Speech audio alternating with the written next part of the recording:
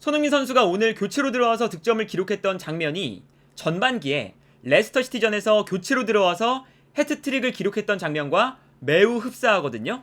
오늘 경기 득점 장면을 보면 상대 수비 라인이 높게 올라와 있을 때 손흥민 선수가 이 공간을 향해서 뛰어 들어가기 시작하고요. 여기서 뛰어 들어가는 손흥민 선수에게 케인의 패스가 들어갑니다. 그리고 손흥민 선수가 이 뒷공간을 향해서 절묘하게 빠져들어갔기 때문에 상대 수비 라인을 완벽하게 무너뜨리고 케인의 패스를 받아서 득점을 만들어내는 모습을 볼 수가 있었죠. 사실 레스터 시티전에도 비슷했거든요. 상대 수비 라인이 올라와 있을 때 손흥민 선수가 공간으로 침투해 들어가고 뛰어 들어가는 손흥민 선수에게 패스가 들어가면서 손흥민 선수가 레스터 시티의 수비 라인을 완벽하게 무너뜨렸고 여기서 손흥민 선수의 득점이 나오는 모습을 볼 수가 있었습니다. 그리고 최근에 크리스탈 팰리스전에서 득점을 만들었던 장면도 비슷했죠. 상대 수비가 올라와 있을 때 손흥민 선수가 공간으로 침투해 들어가고 뛰어 들어가는 손흥민 선수에게 케인의 패스가 들어갑니다. 그리고 손흥민 선수가 상대 수비 뒷공간을 완벽하게 무너뜨리면서 케인의 패스를 받아서 득점을 만들어내는 모습을 볼 수가 있죠. 그러니까 손흥민 선수가 득점했던 장면들이 매우 비슷한 장면들에서 나와요. 상대 수비 라인이 올라왔을 때 손흥민 선수가 자신의 빠른 스프린트와 공간 침투 능력을 활용해서 상대 수비 뒷공간으로 뛰어 들어가고 뛰어 들어가는 손흥민에게 패스가 들어갔을 때 손흥민 선수는 그 기회를 절대 놓치지 않습니다. 그렇다면 손흥민 선수를 최전방에 머무르게 하면서 공간으로 침투해 들어가는 역할로 사용하면 되는 것이 아니냐, 이렇게 생각할 수도 있지만 왜 이런 장면들이 이번 시즌에 잘 나오지 않느냐, 오늘 스텔리니 코치의 인터뷰를 보면 그 힌트를 약간 찾을 수가 있습니다. 오늘 스텔리니 코치가 어떤 인터뷰를 했냐면 손흥민 선수가 몸 상태가 100%는 아니다. 특히나 월드컵이 끝난 이후에 선수의 몸 상태가 100%가 아닐 때가 종종 발생한다. 그리고 이때 선수의 컨디션이 100%가 아니라면 우리는 결정을 내려야 하고 손흥민 같은 선수를 벤치에서 시작하게 만드는 것이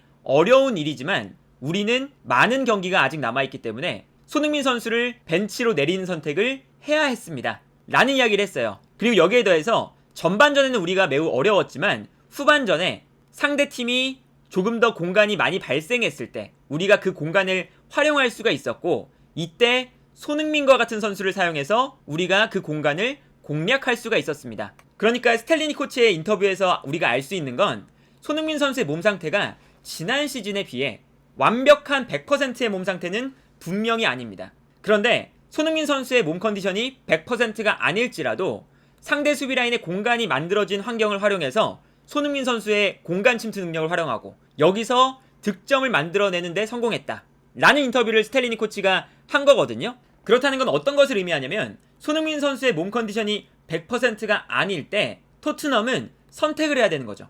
손흥민 선수를 무리하게 선발로 출전시켜서 계속해서 싸우게 만드는 것이 아니라 손흥민 선수가 잘할 수 있는 환경이 만들어졌을 때, 특히나 레스터 시티전이나 그리고 오늘 웨스트햄전처럼 상대 수비가 지쳐있고 그리고 상대 수비 라인이 올라오면서 공간이 만들어졌을 때 손흥민 선수를 처음부터 출전시키는 게 아니라 약간 오늘 경기는 컨디션 관리 차원에서 쉬게 하면서 힘을 비축하고 있다가 공간이 만들어졌을 때 손흥민을 투입해서 손흥민 선수가 잘할 수 있는 플레이, 상대 수비 뒷공간으로 뛰어들어갈 수 있는 환경이 만들어지고 손흥민 선수가 그 플레이를 할 수가 있다면 여기서 득점이 만들어지면 손흥민 선수의 컨디션은 더 올라갈 수가 있는 거거든요.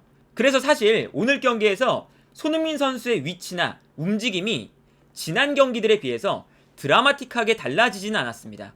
오늘 경기도 손흥민 선수의 플레이하는 위치를 보면요, 측면에 있다가 중앙으로 들어오고 쿨루셉스키나 케인은 오히려 전방으로 뛰어들어가면서 손흥민 선수가 중간에서 볼을 받는 상황들이 굉장히 많이 나왔거든요. 이 장면도 마찬가지죠. 손흥민 선수가 측면에 있다가 오히려 약간 내려오면서 공격의 연결고리 역할을 하고요. 손흥민 선수가 내려와서 볼을 받아준 이후에 중간에서 볼을 받아서 뛰어들어가는 쿨루셉스키에게 패스를 보내주는 모습을 볼 수가 있습니다. 실제로 오늘 경기에서 손흥민 선수의 볼터치 위치를 보면요, 손흥민 선수가 내려와서 볼을 많이 받기도 했고요, 중앙으로 들어와서 공격의 연결고리 역할을 많이 했다는 것을 알 수가 있거든요. 그리고 손흥민 선수의 히트맵도 아까 터치맵과 비슷하게 나타나죠. 내려와서 플레이를 하거나 아니면 중앙으로 들어와서 공격의 연결고리 역할을 이번 경기에서 수행했다는 것을 알 수가 있습니다. 그런데 오늘 경기는 왜 손흥민 선수의 활약이 이렇게나 다르냐?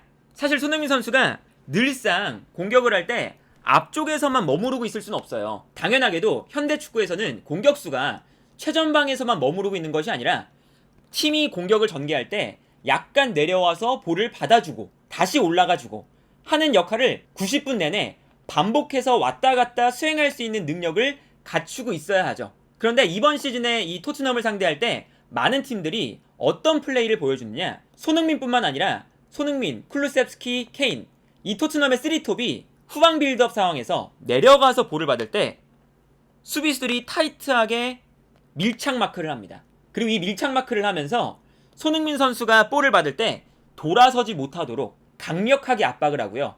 심지어는 돌아설 때 반칙으로 끊어버리죠. 왜냐하면 손흥민 선수가 돌아섰을 때 이 뒷공간으로 뛰어들어가게 만든다면 상대팀 입장에서는 손흥민 선수의 스피드가 무서우니까 손흥민 선수가 내려가서 볼을 받을 때 아예 돌아서지 못하도록 반칙으로 끊어버릴 때가 많습니다. 그런데 오늘처럼 손흥민 선수가 경기 중간 혹은 경기 막판에 교체로 들어가게 되면 손흥민 선수가 플레이하기가 굉장히 용이해져요. 왜냐하면 손흥민 선수가 내려가서 볼을 받을 때도 상대 수비가 강력하게 붙어주는 힘이 많이 떨어져 있는 상태거든요. 그러다 보니까 오늘 경기 보시면요, 손흥민 선수가 내려가서 볼을 받을 때 볼을 받아서 돌아설 수 있는 충분한 여유가 발생하기 시작합니다. 그래서 오늘 경기도 보시면 이런 장면들이 많이 나왔어요. 손흥민 선수가 내려가서 볼을 받고 있거든요. 이게 사실은 이번 시즌에 클루세프스키가 내려와서 볼을 받는 게 안 되니까 손흥민 선수가 더욱더 내려와서 볼을 받는 장면들이 많은데, 오늘 경기에서 달라진 점은 선발로 나왔을 때 손흥민 선수가 보통 이렇게 상대 수비에 강력한 압박을 받았을 때 여기서 볼을 빼앗기면서 플레이가 전개가 되지 않고 여기서 안 좋은 플레이들이 나왔죠. 그런데 오늘 경기는 손흥민 선수가 볼을 받았을 때 상대 수비의 압박이 타이트하지가 못합니다. 그러다 보니까 손흥민 선수가 충분히 돌아서서 전방으로 볼을 끌고 올라갈 수가 있었어요. 그래서 이 다음 장면을 보면 손흥민 선수가 계속해서 압박을 이겨낸 다음에 볼을 끌고 올라가는 모습을 볼 수가 있거든요. 그래서 여기서도 손흥민 선수가 볼을 끌고 올라가서 뛰어들어가는 쿨루셉스키에게 아주 좋은 패스를 공급하는 모습을 볼 수가 있었죠. 이 장면도 마찬가지입니다. 손흥민 선수가 내려와서 볼을 받고 있는데 순간적으로 이 웨스트햄의 수비라인과 미드필더 라인의 간격이 엄청나게 멀어지면서 손흥민 선수가 이 공간 사이에서 볼을 받을 수 있는 충분한 여유가 생기거든요. 그리고 심지어 수비수가 손흥민 선수를 따라 내려오지 않고 있죠. 이것은 기본적으로 웨스트햄의 수비수들은 많이 지쳐있고 반면에 손흥민 선수는 체력적으로 충분히 충전이 되어 있는 상태니까 상대 수비의 압박을 받지 않고 활발하게 내려올 수가 있는 거거든요. 그래서 이 장면에서도 손흥민 선수가 상대 수비의 압박을 받지 않고 후방에서 올라오는 패스를 받아서 볼을 끌고 올라갈 수가 있습니다. 그리고 이런 장면이 전반기 레스터 시티전에도 똑같이 나타나요. 손흥민 선수가 교체로 투입됐을 때 전방에서 볼을 받는 상황인데 이 장면 보시면 레스터 시티의 수비수들이 순간적으로 약간 체력과 집중력이 떨어지면서 손흥민을 밀착 마크하는 데 실패합니다. 그러다 보니까 손흥민 선수가 볼을 받을 수 있는 충분한 공간이 발생하고 여기서 손흥민 선수에게 패스가 들어가면서 손흥민 선수가 볼을 끌고 올라갈 수 있는 상황이 만들어지거든요. 그리고 손흥민 선수가 몸을 돌려 세운 다음에 볼을 끌고 올라가는 데 성공을 하니까 상대 수비 입장에서는 스피드가 빠른 그리고 체력적으로 충분히 충전이 되어 있는 손흥민 선수에게 이 넓은 뒷공간을 내주기가 매우 두려운 상태죠. 그러다 보니까 여기서는 상대 수비 라인이 모두 뒷걸음질을 쳐요. 손흥민 선수의 스피드가 무서우니까. 그러다 보니까 손흥민 선수가 볼을 여유롭게 끌고 올라가면서 슈팅할 수 있는 찬스가 나오고 여기서 손흥민 선수의 아주 멋진 중거리 슈팅이 나오죠.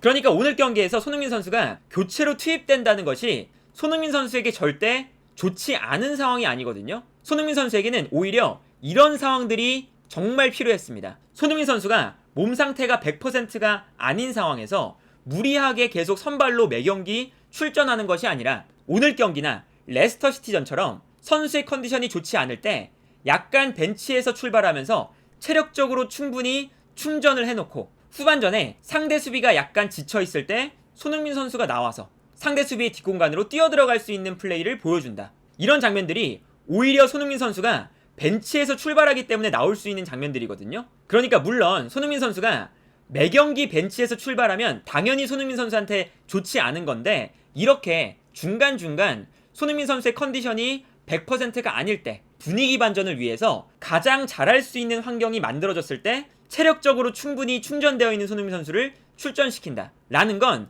어찌 보면 토트넘이 손흥민 선수를 조금 더 영리하게 활용할 수 있는 부분이고, 그리고 손흥민 선수도 오늘 경기에서 득점을 하면 자신감도 올라가고 컨디션도 조금 더 올라갈 수 있는 분위기 반전을 만들 수가 있는 거거든요.